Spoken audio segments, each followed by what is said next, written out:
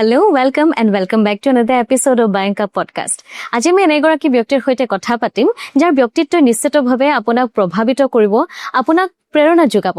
এগৰাকী সফল মাতৃ, এগৰাকী সফল পত্নী, লগতে এগৰাকী সফল ডাক্তৰ আৰু আটাইতকৈ ভাল খবৰটো হৈছে যে তেওঁ বৰ্তমান বিশ্বনাথ মেডিকেল কলেজৰ অধ্যক্ষ হিচাপে দায়িত্বভাৰ গ্ৰহণ কৰিছে। আৰু মই বিশ্বাসী যে বাইদেউৰ সাৱলীল কথা বতৰাই আপোনাক ভিডিঅ'টো শেষলৈকে চোৱাত নিশ্চিতভাৱে বাধ্য কৰিব। গতিকে ভিডিঅ'টো শেষলৈকে চাই থাকক।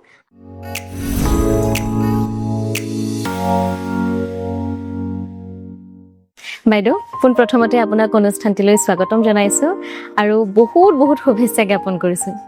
ধন্যবাদ। হয়, কেনেকুৱা অনুভৱ প্ৰথমে তাকে সুধিব বিচাৰিছো। ইমান এটা কঠোৰ দায়িত্ব আচলতে আপোনাৰ ওচৰত আহি পৰিছে, আপুনি কি ভাবিছে কওকচোন?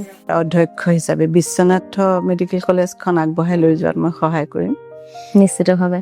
আৰু আপুনি নিজেও এগৰাকী আচলতে খুব পজিটিভ মানুহ, আমি জানো। আপোনাক দেখিলে আচলতে সেইখিনি আমি অনুভৱ কৰিব পাৰো। আৰু চবতকে ডাঙৰ কথা, আজি আপোনাক বিৰাট ধুনীয়া লাগিছে। Thank you. হয়তো এইটো এটা গ্ল' হ'ব পাৰে, যিহেতু ভাল খবৰ আছে। হয়, ভালো লাগিছে, ভালো লাগিছে। গভৰ্ণমেণ্টে ইমান এটা গধুৰ দায়িত্ব দিছে। মই ভাবিছো মই অসুবিধা নাপাম কলেজখন আগবঢ়াই লৈ যাবলৈ। নিশ্চিতভাৱে আমিও ভাল হোৱাটো আশা কৰিছো। ভেটিটো ঘৰখন বুলি আচলতে আমি কওঁ। গতিকে আপুনি কি ভাবে সেই ক্ষেত্ৰত, আৰু আপোনাৰ ঘৰৰ পৰিৱেশ আপুনি শৈশৱত কেনেধৰণৰ অনুভৱ কৰিছিল যাৰ বাবে আপুনি বৰ্তমান এই পৰ্যায়ত আছে? মোৰ শৈশৱটো মই গাঁৱত ডাঙৰ হৈছো। যোৰহাটৰ এখন সৰু গাঁৱত মোৰ জন্ম। মোৰ দেউতা যদিও চাকৰিয়াল আছিল, তথাপি আমি খুব অনুশাসনৰ মাজেদি চলিছিলো। 5টা বজাত দেউতা অফিচৰ পৰা আহে, হাতত এটা টোপোলা লৈ, আৰু আমাক টেবুলত বহি নথকা দেখিলে দেউতাৰ অলপ খং উঠে। আমি সদায় দেউতাই ভাবা মতে আমি টেবুলত বহিবলৈ চেষ্টা কৰিছিলো। তেনেমতে দিনবোৰ গৈ আছিলে। তাৰপিছত আমাৰ দিনত মেট্ৰিকত ষ্টেণ্ড কৰা বা মেট্ৰিকত লেটাৰ পোৱাটো বহুত ডাঙৰ কথা আছিলে। বাহনা গাৰ্লছ হাইস্কুলৰ পৰা মই মেট্ৰিকত লেটাৰ, 2টা ছাবজেক্টত লেটাৰ পাই পেলাই মই পাছ কৰিছিলো। আৰু বৰ্ডখনত এখন বৰ্ড আছে বাহনা গাৰ্লছ হাইস্কুলৰ, তাত মোৰ নামটো এতিয়াও লিপিবদ্ধ হৈ আছে। এতিয়াও আছে, গ'লে মানে দেখা পায় মোৰ নামটো আছে মেৰিটিয়াছ ষ্টুডেণ্টৰ ভিতৰত। আৰু সেইখিনিতে বহুত স্কুল লাইফত বহুতখিনি পাৰ হৈ গৈছে। তেতিয়া মোৰ কেইটামান কথা খুব মনত পৰে। এটা হ'ল, মই আগতেও কাৰোবাৰ আগত গৈছো। এতিয়া নতুন শিক্ষা পদ্ধতিত যেনেকে আমি বেলেগৰ পৰা এজন লেকচাৰাৰ আনি পেলাই আমি স্কুলত লেকচাৰ দিবলৈ বা কলেজত লেকচাৰ দিবলৈ তেওঁলোকক ষ্টুডেণ্টখিনিক অনুপ্ৰাণিত কৰিবলৈ আমি কওঁ। তেতিয়াৰ দিনতে মোৰ হেডমিষ্ট্ৰেছ স্বৰ্গীয় অঞ্জলি বৰুৱা বাইদেউ আছিলে। অঞ্জলি বৰুৱা বাইদেউৰ ভণ্টি আছিলে ডাক্তৰ দীপালী দত্ত। তেওঁ এসময়ত মেডিকেল কলেজৰ প্ৰিন্সিপালো আছিলে আৰু ডিৰেক্টৰ মেডিকেল এডুকেশ্যনো আছিলে। তেখেতক নিমন্ত্ৰণ কৰা হৈছিলে আমাৰ স্কুললৈ। আৰু তেখেতে লেকচাৰ দি থাকোঁতে পটককে সুধি দিলে, তোমালোকৰ কোন ডাক্তৰ হবা মোক কোৱা। আমাৰখন গাৰ্লছ স্কুল, গতিকে মই হাতখন দাঙি দিলো। তাৰপিছত ইফালে সিফালে চাইছো, কোনেও দেখোন হাত দাঙা নাই। তাৰপিছত মই অকণমান লাজতো পৰিলেও তথাপি মই হাত দাঙিলো। আৰু তেতিয়া ভাবিলো, চবেইতো মোক দেখিলে, গতিকে মই ডাক্তৰ হবই লাগিব সেইবুলি ভাবি মনত সোমাই গ'ল। তাৰপিছত মই পঢ়া শুনাত দিলো, অলপ জোৰ দিলো। তাৰপিছত ডাক্তৰ হৈ গলো। আৰু মই হায়াৰ ছেকেণ্ডেৰী তেতিয়াৰ দিনত প্ৰি ডিগ্ৰী বুলি কৈছিলে। মই বাহানা কলেজত পঢ়া, আৰু বাহানাৰ পৰা ওলাই মই আছাম মেডিকেল কলেজত ভৰ্তি হলো। মেডিকেল কলেজৰ দিনকেইটা পঢ়াৰ মাজেদিয়ে পাৰ হৈ যায়। তাৰ মাজতো বহুত এমিউজমেণ্ট থাকে, বহুত অভিজ্ঞতা আমি লাভ কৰো। কলেজ জীৱনটোৰ পৰা ইণ্টাৰ্ণশ্বিপলৈকে আমাৰ বহুত অভিজ্ঞতা হয়। কেনেকৈ এখন ঘৰ চলাব লাগে সেইখিনিও তাতে আমি শিকি আহোঁ। কেনেকৈ আমাক মেচ চলাব দিয়ে, মেচ চলাওঁতে আমি 100 যদি ষ্টুডেণ্টৰ কাৰণে এমাহ খুৱাবলৈ কিমানখিনি বস্তু যোগাৰ কৰিব লাগে সেইখিনিও আমাৰ তাতে হৈ যায়।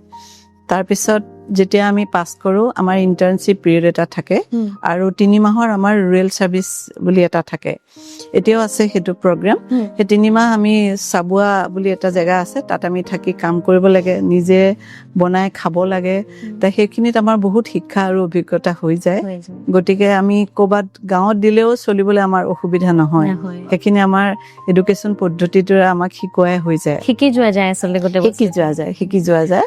আৰু আপোনাৰ ঘৰৰ যিহেতু আপুনি কৈছে দেউতাও আপোনাক সেইখিনি ষ্ট্ৰিক্টনেছ আছিল ঘৰত আছিলে গতিকে ঘৰখনত কোনোবা ডাক্তৰ আছিল নেকি যাৰ পৰা আপুনি আমাৰ ঘৰত কোনো ডাক্তৰ নাই কিন্তু ক'বলৈ পালে মোৰ এতিয়া মই প্ৰাউডো ফিল কৰোঁ কিন্তু দুখো লাগে লাষ্ট 25 ইয়াৰ্ছত আমাৰ এৰিয়াটোৰ পৰা কোনো ডাক্তৰ ওলোৱাই নাই ইঞ্জিনিয়াৰ হৈছে ACS অফিচাৰ হৈছে কিন্তু ডাক্তৰে হোৱা নাই তেওঁলোকে most probably সিটো নাপায় এনেকুৱা ধৰণৰ বহুত অসুবিধা থাকে কিন্তু বহুত বছৰলৈকে আমাৰ কোনো ডাক্তৰী মানে ডাক্তৰ বিদ্যাত ডাক্তৰী কোৰ্চত সোমোৱা নাছিলে এতিয়া বৰ্তমান সোমাইছে আৰু 2-4 জনে সিট পাইছে আৰু আজিকালি সিটো বাহিল তেতিয়া আমাৰ দিনত সিটো বহুত কম আছিলে 3খন মেডিকেল কলেজ বহুত লিমিটেড সিট আছিলে তাৰপিছত মই পোষ্ট গ্ৰেজুৱেশ্যন কৰিলোঁ ডিপ্ল'মা কৰিলোঁ ENT বিভাগত তাৰপিছত মাষ্টাৰ ডিগ্ৰীও কৰিলোঁ কৰি মই কলেজত ভৰ্তি হ'লোঁ এজ এ ৰেজিষ্টাৰ মই গুৱাহাটী মেডিকেল কলেজত কাম কৰিলোঁ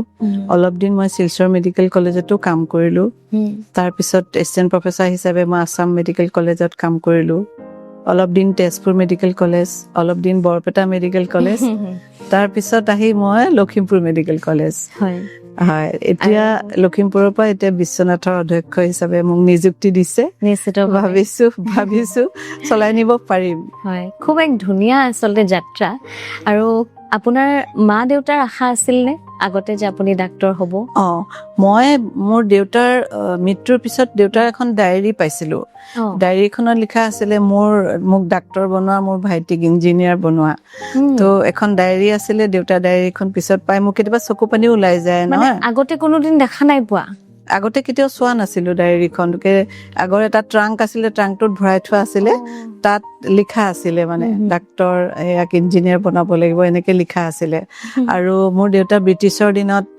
ব্ৰিটিছৰ আণ্ডাৰত কাম কৰা মানুহ আছিলে তেখেতে মোলৈ যিবোৰ চিঠি লিখিছিলে সেই চিঠিবোৰ পঢ়িলে মোৰ এতিয়াও চকু পানী ওলাই তেওঁ সদায় ইংলিছত চিঠি লিখিছিলে আৰু এতিয়া যেতিয়া পুৰণা কিতাপবোৰ মই খোলো চিঠিখন ওলাই ডিয়েৰ মা বুলি লিখে তেতিয়া মোৰ মানে পঢ়ি গলে মোৰ চকু পানী ওলাই এতিয়া খুব সুন্দৰকৈ আমাক তুলিছিলে কোনোদিনে কোনো অভাৱ অভিযোগ আমি ফিল কৰা নাছিলো আৰু এতিয়া আচলতে এয়া সাৰ্থকতা নিশ্চিতভাৱে ভাল থাকিব হয় আৰু ENT ডিপাৰ্টমেণ্ট আপুনি অকণমান ইমোচনেল হৈছে হয়তো মুহূৰ্তখিনি আচলতে তেনেকুৱা আৰু ভাল লাগিছে বহুত ভাল লাগিছে আপোনাৰ অনুভৱখিনি আমি অনুভৱ কৰিব পাৰিছো আচলতে আমি জানিব বিচাৰিছিলো বাইদেউ যে ENT ডিপাৰ্টমেণ্টটো আপুনি যিহেতু বাছনি কৰি লৈছিল গতিকে তাৰ আঁৰত কিবা কাহিনী নতুবা আপোনাৰ কিবা ইণ্টাৰেষ্ট আছিল নেকি মই যেতিয়া সৰু আছিলো 12 ক্লাছ মানত পাইছো তাৰপিছত মেডিকেল জইন কৰিলো কৰাৰ পিছত মোৰ মনত পৰি থাকে গাঁৱৰ দৃশ্যবিলাক মোৰ মনত পৰি থাকে তেতিয়া মই দেখো কাণৰ পৰা পুজ ওলোৱা ল'ৰাবোৰ কাণৰ নাকৰ পৰা হেঙুন ওলোৱা ল'ৰাবোৰ এতিয়া দেখিছা জানো এতিয়াতো নাই তেতিয়া মোৰ মনত পৰি থকাৰ কাৰণে মই ভাবিছো এইটো বিভাগ মই বাছি ল'লে ভাল হ'ব আৰু মই দেখিছো কলা বোবা ল'ৰা ছোৱালীও বহুত তেতিয়া জন্ম হৈছিলে আৰু কি কাৰণে হৈছিলে সেইটো আমি তেতিয়া সেই সময়ত জনা নাছিলো কিন্তু এতিয়া যেতিয়া মই পোষ্ট গ্ৰেজুৱেশ্যন কৰিলো তাৰপিছত গম পালো আৰু গভৰ্ণমেণ্টেও ডেফনেছ কণ্ট্ৰল প্ৰগ্ৰেম হিচাপে এটা অল ইণ্ডিয়া বেচিছত এটা প্ৰগ্ৰেম ষ্টাৰ্ট কৰিলে এতিয়াতো আমি নাক কাণ গেলা ল'ৰা ছোৱালী আমি নেদেখাই গতিকে স্বাস্থ্য বিভাগে বহুত উন্নতি কৰিছে এতিয়া ENT বিভাগটো বাছনি কৰাৰ মোৰ উদ্দেশ্য সেইটোৱে আছিলে কোনো ডাঙৰ মহৎ উদ্দেশ্য নাছিলে কিন্তু এতিয়া মই জনাবলৈ পাই সুখী হৈছো যে আসাম গভৰ্ণমেণ্টৰ আণ্ডাৰতো আমি বহুত কলা বোবা ল'ৰা ছোৱালীক আমি কাণৰ মেচিন লগাই পেলাই তেওঁলোকক শুনিবলৈ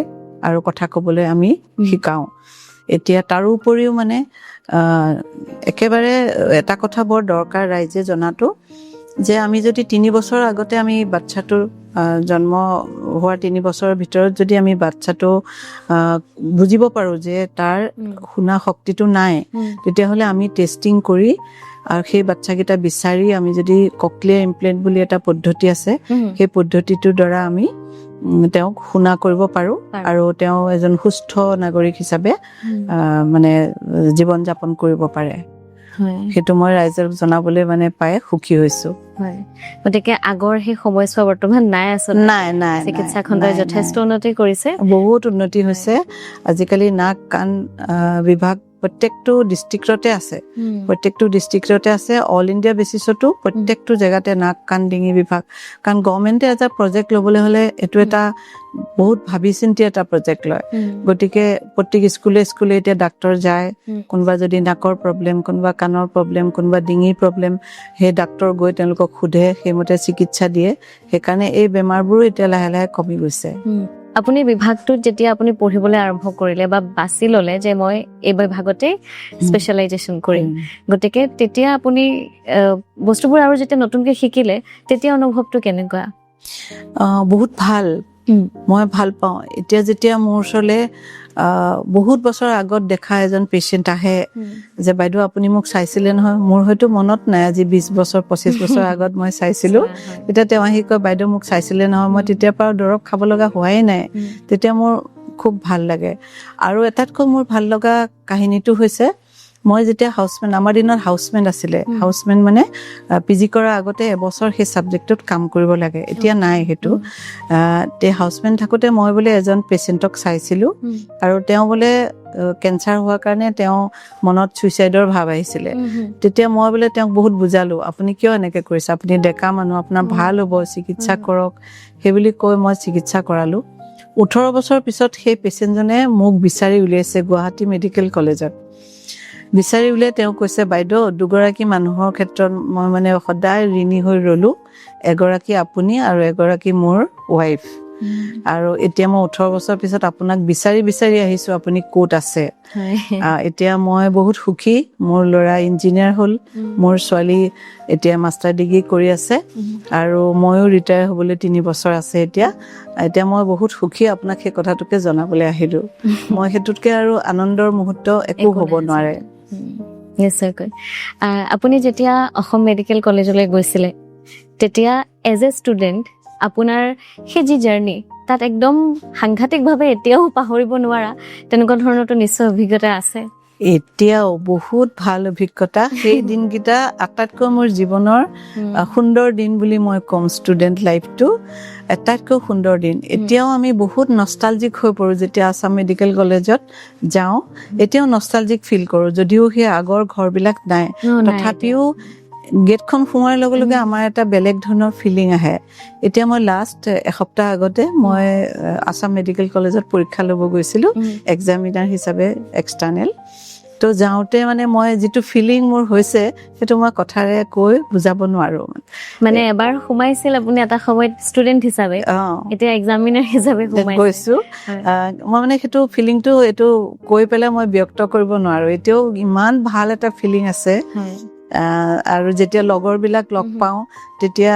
কিছুমানটো আমাৰ লগৰ তাতে অধ্যাপক অধ্যাপিকা হৈ আছে তেওঁলোকক যেতিয়া লগ পাওঁ সঁচাকৈ সেই ফিলিংটো মানে বুজাব নোৱাৰি এইটো এনেকুৱা লাগে মোৰ এইকেইজনী একদম মানে আপোন একদম মানে মোৰ ঘৰুৱা আমাৰ বেটছটোৰ মানে ভাই ভনীৰ সম্পৰ্ক টাইপৰ আছিলে সেইকাৰণে ইমান ভাল লাগে মই মানে এইটো কথাৰে বুজাব নোৱাৰিম নিশ্চয়কৈ আৰু আপুনি যেতিয়া লখিমপুৰ মেডিকেল কলেজত যেতিয়া আপুনি আছিল গতিকে তাৰ অনুভৱখিনি কেনেকুৱা যেতিয়া মই গুৱাহাটী মেডিকেল কলেজৰ পৰা লখিমপুৰ মেডিকেল কলেজলৈ ট্ৰেন্সফাৰ হৈছিলে তেতিয়া লখিমপুৰ মেডিকেল কলেজখন মানে বিল্ডিংবিলাক হোৱা নাছিলে তেতিয়া লখিমপুৰ যিখন চিভিল হস্পিটেল তাতে আমি কাম আৰম্ভ কৰিছিলোঁ আৰু লাহে লাহে আমি শিফ্ট কৰিছিলোঁ নতুন বিল্ডিঙলৈ আৰু এইটো প্ৰায় এবছৰ সময় আমাক লাগিছিলে গোটেইখিনি শেষ কৰোঁতে সেই সময়খিনিত যিখিনি মই অভিজ্ঞতা গেইন কৰিলোঁ যিখিনি সেই ট্ৰেন্সফাৰৰ সময়খিনিত ইটো বিল্ডিঙৰ পৰা সিটো বিল্ডিঙলৈ প্ৰত্যেকটো বস্তু নিজৰ জেগাত ৰাখি ENT ডিপাৰ্টমেণ্টটো বনাবলৈ এখন বহি ঠিক কৰিবলৈ সেই গোটেই অভিজ্ঞতাটো এতিয়া মোৰ কামত লাগিব এতিয়া মই সেইখিনি অভিজ্ঞতা মই কামত লগাম যিখিনিয়ে মোক বহুত লাইফত হেল্প কৰিব নিশ্চয় বাইদেউ আপুনি আৰম্ভণিতে আপুনি কৈছিলে মই খবৰ সোধোতে আপুনি কৈছিলে যে আপুনি সুখী আৰু সদায় আপুনি সুখী হৈ থাকে প্ৰত্যেকজন মানুহৰ কাৰণে যিহেতু সুখৰ সংজ্ঞা বেলেগ বেলেগ আপুনি সুখক কেনেদৰে ডিফাইন কৰিব বিচাৰে মোৰ সুখৰ মই জীৱনত দুখী বুলি নাভাবোঁ প্ৰত্যেকৰে জীৱনত দুখ থাকে সুখ থাকে কিন্তু আমি সুখবিলাক বাছি ল'ব লাগে দুখবিলাক সদায় মনত ৰাখিলে আমি আগবাঢ়িব নোৱাৰোঁ অফক'ৰ্চ ভিতৰত কিছুমান চেলেঞ্জিং ইছ্যু থাকে সেই চেলেঞ্জিং ইছ্যুখিনি মনত ৰাখিব লাগে কিন্তু দুখী হৈ থাকিব নালাগে আৰু এটা কথা আছে নহয় যেতিয়া তুমি কথাখিনি ভাবা দুখী কথাখিনি ভাবি থাকিলে তোমাৰ দুখখিনি আহি থাকিব মানে বতাহৰো এটা ক'ৰবাত এটা ৰিচাৰ্চ আছে নহয় পানীৰ আগত কথা কৈ থাকিলে যে পানীয়ে বস্তুখিনি লয় আকৌ তোমালৈ ঘূৰাই পঠিয়ায় সেইকাৰণে মই সেই ইছ্যুটো মই ভাবো এইটো নাজানো এইটো জাপানিজ টেকনলজি নে কি বস্তু নাজানো কোনোবাই ষ্টাডি কৰিছে সেইকাৰণে মই ভাবো মই যদি দুখীখিনি মই বতাহত দুখৰ কথাখিনি মই কৈ থাকো বা দুখৰ কথাখিনি মই ভাবি থাকো তেতিয়া মোলৈ দুখবিলাক আহি থাকিব যেতিয়া মই সুখীখিনি অনুভৱ কৰি থাকো তেতিয়া সুখখিনি মোৰ ভাগলৈ আহি থাকিব সেইটো মোৰ অনুভৱ আৰু সেইকাৰণে মই সদায় সুখী মোক কেতিয়াও দেখা পোৱা নাই কোনেও যে মই দুখী হয় আৰু বিশেষকৈ মই মোৰ সুখী মোৰ ল'ৰা ছোৱালী লৈ মোৰ হাজবেণ্ড লৈ সেইটো পৰিয়ালৰ সুখটো এটা বেলেগ সুখ আৰু মই ডিপাৰ্টমেণ্টত যেতিয়া কাম কৰোঁ মোৰ চাবৰ্ডিনেট যিমানবিলাক থাকে মোৰ অধীনত যিমানবিলাক ষ্টুডেণ্টেই হওক বা মোৰ কলিগবিলাকেই হওক তেওঁলোকক সদায় মই নিজৰ পৰিয়াল হিচাপে মই ভাবোঁ আৰু মোৰ পৰিয়ালত সেই বস্তুটো হ'লে কি হ'ব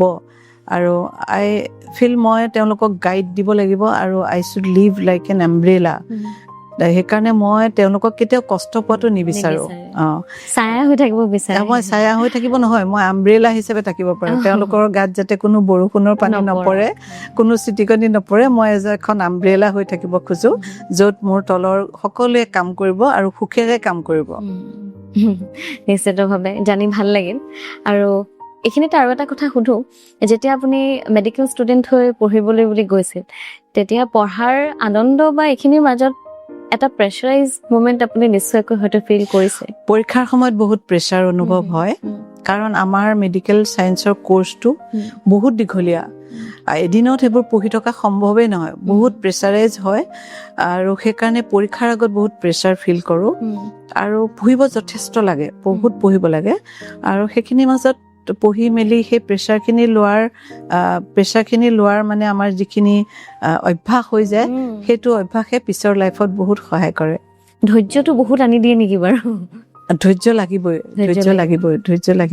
কাৰণ একেৰাহে বহি তুমি 8 ঘণ্টা 10 ঘণ্টা পৰীক্ষাৰ আগত পঢ়ি থকাটো ইমান সহজ কথা নহয় ছোৱালীবিলাকৰ অলপ ধৈৰ্য আছে বুলি মোক চবে কয় কিন্তু ল'ৰাবিলাকৰ কথা নাজানো ল'ৰাবিলাকে অলপ সিহঁতে উঠি মেলি গৈ ভাল পায় বাৰু কিন্তু ছোৱালীবিলাকৰ ধৈৰ্য আছে পঢ়িব পাৰে বৰ্তমান সময়ত আলোচনাটো বৰ বেছি দৰকাৰী নহয় যদিও এষাৰ কথা ক'ব বিচাৰোঁ যে মেডিকেল ষ্টুডেণ্টছ বহুত প্ৰেছাৰাইজ হৈ বহুত নেগেটিভ ষ্টেপ লোৱাও খবৰ আমি প্ৰায়ে দেখিবলৈ পাওঁ আচলতে গতিকে সেইসকল ছাত্ৰ ছাত্ৰীয়ে নিজকে কিদৰে সবল কৰি ৰাখিব বাৰু সেই কথাটো এতিয়া বৰ্তমানে বহুত চিন্তা কৰিব লগা বিষয় হৈছে তেওঁলোকে কিছুমানৰ ঘৰৰ প্ৰেছাৰ থাকে কিছুমানৰ পঢ়াৰ প্ৰেছাৰ চব মিলি তেওঁলোকে এটা ডিপ্ৰেছিভ মুডত গুচি যায় কিন্তু মই গোটেই ষ্টুডেণ্টবিলাকক কওঁ যেতিয়া তেওঁ ডিপ্ৰেছ ফিল কৰে আজিকালি মেণ্টৰ বুলি এটা আমি মেণ্টৰ মেণ্টি এটা প্ৰগ্ৰেম আছে তেওঁলোকৰ ওপৰত এজন মেণ্টৰ থাকে এজন প্ৰফেচাৰ ৰেংকৰ বা ৰেজিষ্টাৰ ৰেংকৰ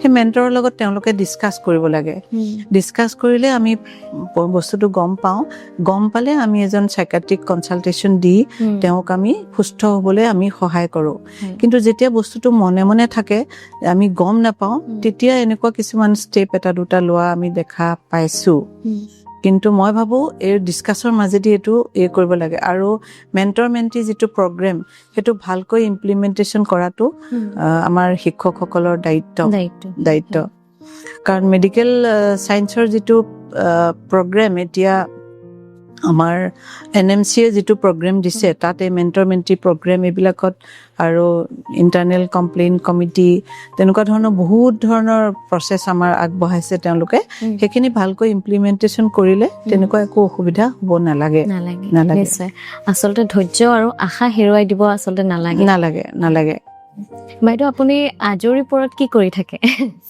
আজৰি পৰত মই গান শুনো কিতাপ পঢ়ো এই দুটাই মোৰ হবি গান শুনি ভাল পাওঁ সৰুতে গান চান গাইছিলে নেকি সৰুতে শিকাইছিলে গান চান আৰু সৰুতে লিখা কিতাপত কিবা কিবি লিখা গান গোৱা ছবি অঁকা এইবোৰতো চবেই শিকে কিন্তু মেডিকেলত গৈ এইবিলাক কিছুমানে ৰাখিব পাৰে কিছুমানে নোৱাৰে মই নোৱাৰাৰ ভিতৰতে বাইদেউ, যিহেতু আপুনি মেডিকেল কলেজত বিভিন্ন ধৰণৰ ষ্টুডেণ্টছ লগ পায় বা লগ পাইছিলে, সেই সময়ত আপুনি ছাত্ৰ ছাত্ৰীসকলৰ কিছুমান কমন কিবা প্ৰব্লেম আপুনি লক্ষ্য কৰিছিলেনে বাৰু মেডিকেল ছেক্টৰৰ বা মেডিকেলৰ পঢ়া শুনাৰ ক্ষেত্ৰত? আগৰ ষ্টুডেণ্টবিলাক অলপ বেলেগ আছিল, এতিয়া ষ্টুডেণ্টবিলাক অলপ বেলেগ, কাৰণ এতিয়া মডাৰ্ণ টেকন'লজি আহিল, মোবাইল ফোন আহিল, AI আহিল, এইবিলাকৰ লগত তেওঁলোকে নিজকে অভ্যস্ত কৰি লৈ বহুত কথা তেওঁলোকে আমাতকৈও বেছি জানে। সেইটো কাৰণে তেওঁলোকক অকণমান চম্ভালাটো আমাৰ দায়িত্ব হৈ পৰিল। আৰু তেওঁলোকক মই বিশেষকৈ আজিকালি ল'ৰা ছোৱালী বহুত টেলেণ্টেড কম্পিটিশ্যনৰ লগত আগবাঢ়ি তেওঁলোকে যাবলৈ নিজকে একদম সাজু কৰি ৰাখে। গতিকে তেওঁলোকক আমি কেনেকৈ মানে শুদ্ধভাৱে আগবঢ়াই লৈ যাম, সেইটো ক্ষেত্ৰত অলপ কাউন্সিলিঙৰ দৰকাৰ হয় তেওঁলোকক। আৰু সেই কাউন্সিলিংটো টিচাৰেও দিয়ে আৰু ঘৰৰ পৰাও দিব লাগিব। বিশেষকৈ এজন ষ্টুডেণ্ট যেতিয়া ডাঙৰ হৈ আহে, তেওঁ বহুত অভ্যাস ঘৰৰ পৰা বা ষ্টুডেণ্ট লাইফৰ পৰা লৈ আহে। সেই অভ্যাসখিনি কিছু তেওঁলোকে ৰাখিব লাগিব, কিছু এৰিব লাগিব। আৰু দ্বিতীয়তে তেওঁলোকক শিকাব লগা হয় how to deal with patient. এতিয়া মাজে মাজে শুনি থাকা, ডাক্তৰক পিটিলে, ডাক্তৰক মাৰিলে, ডাক্তৰে বেয়া ব্যৱহাৰ কৰিলে, সেইখিনি এতিয়া নতুন শিক্ষা নীতিত সেইখিনি অন্তৰ্ভুক্ত কৰিছে। কেনেকৈ মানে পেচেণ্টৰ লগত বিহেভ কৰিব লাগে, কেনেকৈ পেচেণ্টৰ লগত কথা পাতিব লাগে, সেইখিনিক তেওঁলোকক শিকাব লাগিব। আৰু আগতে আমাৰ দিনত এই কোৰ্চবোৰ নাছিল, এতিয়া বৰ্তমান এই কোৰ্চবোৰ আহিছে আৰু তেওঁলোকে সেইবিলাকৰ লগত কেনেকৈ ডিল কৰিব লাগিব, পেচেণ্টৰ লগত কেনেকৈ মানে ভালকৈ নিজৰ চিকিৎসাটো আগবঢ়াই নিব লাগিব, সেইখিনি তেওঁলোকক কোৰ্চত অলপ এডকম বুলি এটা বস্তু আছে, শিকোৱা হয় আজিকালি। সেইকাৰণে কিছু ভাল হৈছে, মানে আজিকালি বহুত ভালো হৈছে।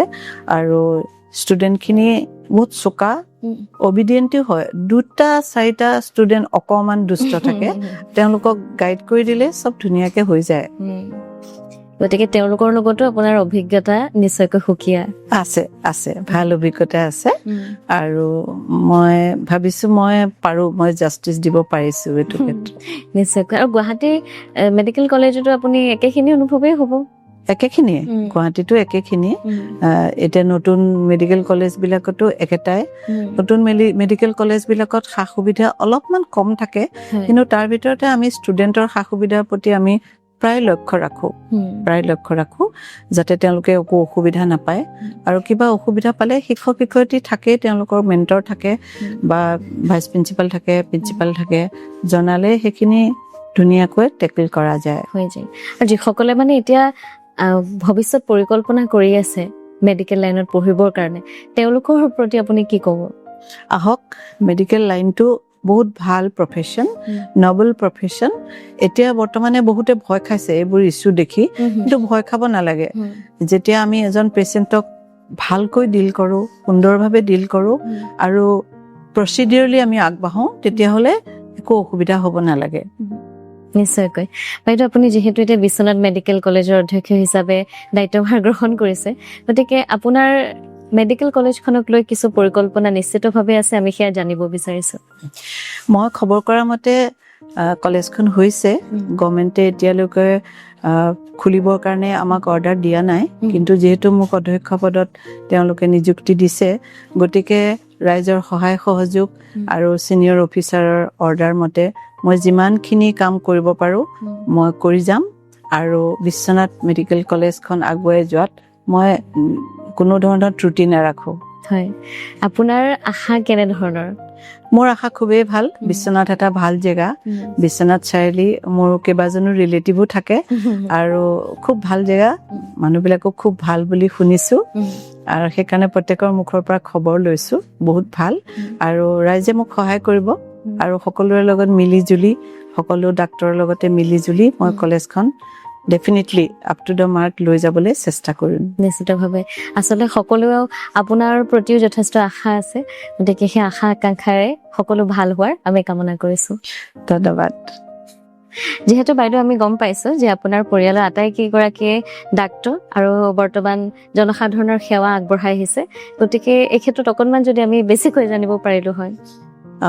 সেইটো হয়, সেইটো মই সুখী হোৱাৰ আৰু এটা কাৰণ। হয়, মোৰ হাজবেণ্ডো ডক্তৰ, তেখেত চাৰ্জাৰী বিভাগৰ, মোৰ ছোৱালী বৰ্তমান ডাৰ্মেটলজিষ্ট কলিকতাত কাম কৰি আছে আৰু মোৰ ল'ৰাও এবাৰ মাষ্টাৰ ডিগ্ৰী কৰিলে চাৰ্জাৰী বিভাগত। দেউতাকৰ লাইনতে গ'ল আৰু সেইকাৰণে সেইটো এটা কাৰণ যে মই সুখী। মোৰ 2জন ল'ৰা ছোৱালীক মই ডাক্তৰ কৰিব পাৰিলো আৰু তেওঁলোক 2জনে খুব ভাল অন্তৰৰ মানুহ। সেইটোহে মই আটাইতকৈ সুখৰ কাৰণ। 2জন খুব ভাল অন্তৰৰ মানুহ, কোনোদিনে বেয়া কাৰো নাভাবে। আমাৰ পৰিয়ালৰ এটা মটো আছে, মোৰ হাজবেণ্ডৰ, মোৰ বেয়া কথা নকবা, বেয়া কথা নুশুনিবা, সেইটো এটা আমাৰ মটো আৰু সেইমতে আমি চলি গৈ আছো আৰু মই খুব সুখী সেইটো বিষয়ে। নিশ্চয়কৈ জানি খুব ভাল লাগিল। গতিকে বাইদেউ, আপুনি ইমান ব্যস্ততাৰ মাজতো আমাক ইমান সুন্দৰভাৱে সময় দিলে, ইমান ধুনীয়াকৈ আপুনি কথাখিনি ক'লে, আমি জানি খুব সুখী হ'লো। গতিকে আমি আশা কৰিছোঁ যে আপোনাৰ এই যাত্ৰা আৰু ধুনীয়া হওক। আমি পৰৱৰ্তী পৰ্যায়ত আপোনাক পুনৰ লগ পাম, আপোনাৰ অনুভৱৰ কথা পুনৰ জানিম। গতিকে আজিলৈ আমি যিহেতু পডকাষ্টে সামৰিব লাগিব, আপোনাৰ পৰা ইমানতে বিদায় লৈছোঁ। নমস্কাৰ, ধন্যবাদ।